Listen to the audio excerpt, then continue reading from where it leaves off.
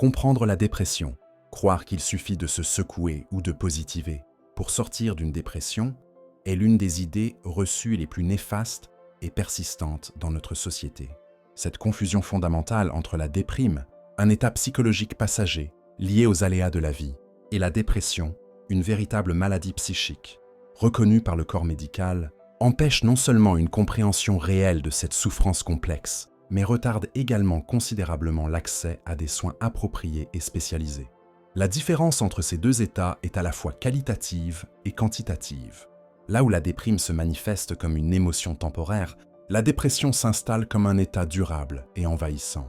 C'est la distinction cruciale entre traverser un orage ponctuel et être pris au piège dans une tempête qui dure des semaines, voire des mois, affectant toutes les sphères de l'existence. La dépression clinique ne se résume pas à une tristesse profonde, aussi intense soit-elle.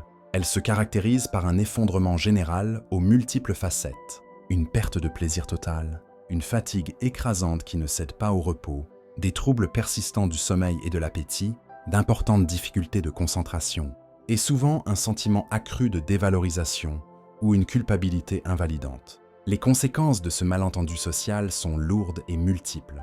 Il génère d'abord une culpabilité paralysante chez la personne atteinte, à qui l'on reproche implicitement son état et son incapacité à s'en sortir par elle-même.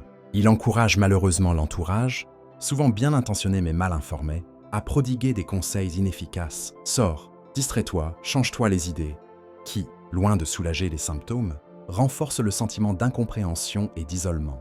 Pire encore, cette confusion généralisée peut conduire à négliger les véritables causes neurobiologiques de la maladie, qui impliquent fréquemment un déséquilibre des neurotransmetteurs dans le cerveau, notamment la sérotonine et la noradrénaline, un terrain génétique prédisposant, ou l'impact cumulé de facteurs environnementaux déclenchants.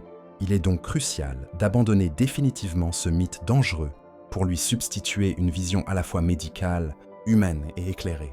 La dépression n'est ni une faiblesse de caractère, ni un échec personnel, mais une pathologie à part entière qui se soigne et dont on peut guérir.